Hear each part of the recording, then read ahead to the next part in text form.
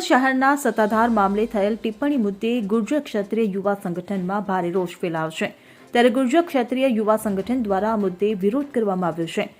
આપા ગીગાના ઓટલાના મહંત નરેન્દ્ર બાપુએ સત્તાધારના વિજય બાપુ પર કરેલા આક્ષેપો મામલે ગુર્જર ક્ષત્રિય યુવા સંગઠન દ્વારા રોષ વ્યક્ત કરી વિરોધ દર્શાવવામાં આવ્યો હતો।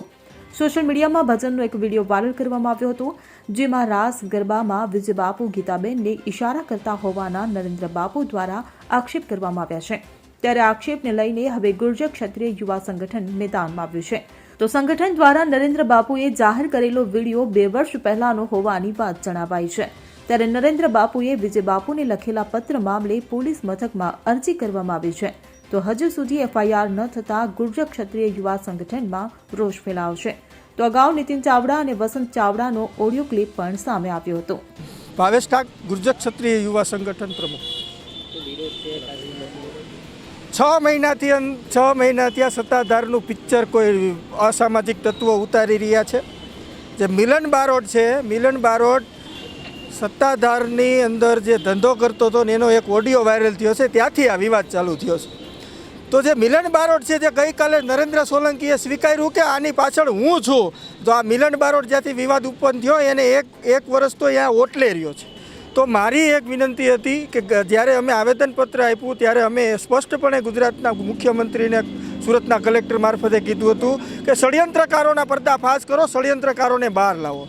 પરંતુ ષડયંત્રકારો આજે ખુલ્લા મેદાનમાં છે અને અમે જીવરાજ બાપુ અને જગદીશ બાપુના જે વ્યભિચારો ઉપર જે આરોપ લગાવવામાં આવ્યા હતા એના વિરુદ્ધ અમે પોલીસ કમ્પ્લેન્ટ પણ 3 પોલીસ સ્ટેશનમાં કરેલી છે।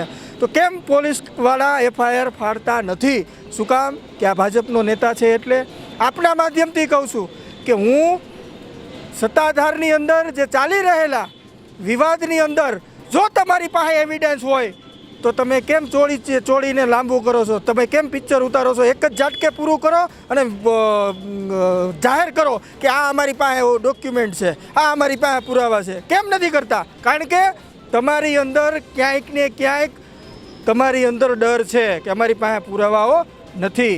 વસંત ચાવડા અને નીતિન ચાવડાનો જે ઓડિયો વાયરલ થયો છે એમાં કાંઈ વહીવટની વાત ચાલે છે, તો શું એ વહીવટની વાત તમે જોવો છો?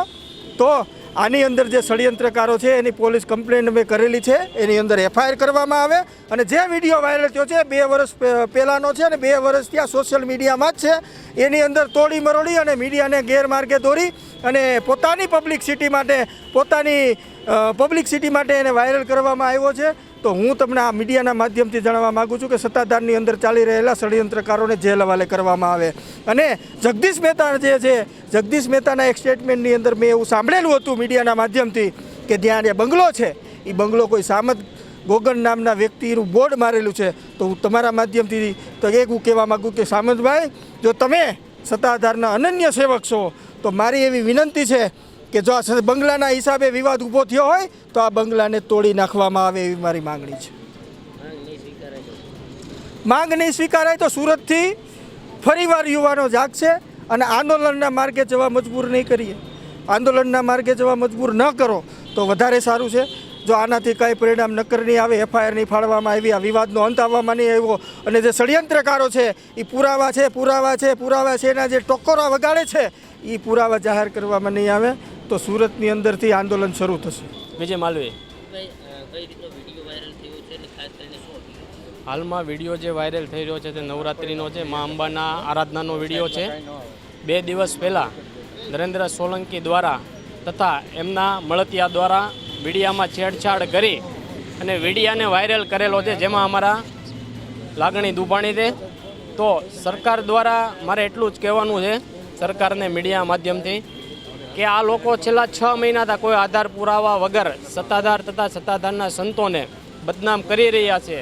તો એના ઉપર અમે આવેદનપત્ર 3 જગ્યાએ ફરિયાદ બી કરેલી છે। તો સરકાર કેમ કડક કાર્યવાહી નથી કરતી? શું કામ? એ ભાજપનો નેતા છે એટલા માટે।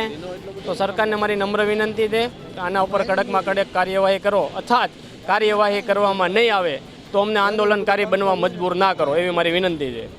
નરેશ સિમરન સાથે CN24 ન્યૂઝ સુરત। હવે જુઓ દેશ દુનિયાની તમામ ખબરો તમારી આંગળીના ટેરવે। ઉઠાવો મોબાઈલ અને ગૂગલ પ્લે સ્ટોર પરથી ડાઉનલોડ કરો અમારી CN24 ન્યૂઝ મોબાઈલ એપ।